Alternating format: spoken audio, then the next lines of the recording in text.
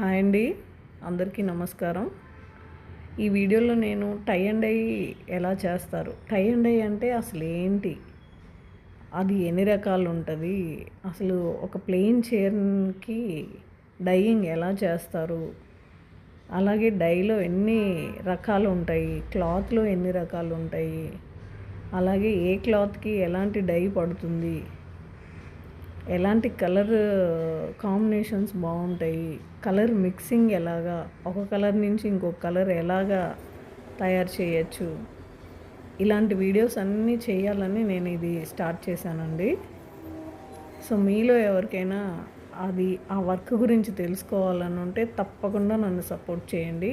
నాకు వచ్చిన వర్క్ 10 మందికి పంచాలంటే నాకు చాలా ఇష్టంగా ఉంటుందండి. అందుకే నేను ఇది స్టార్ట్ చేశాను. అసలు ఒక చిన్న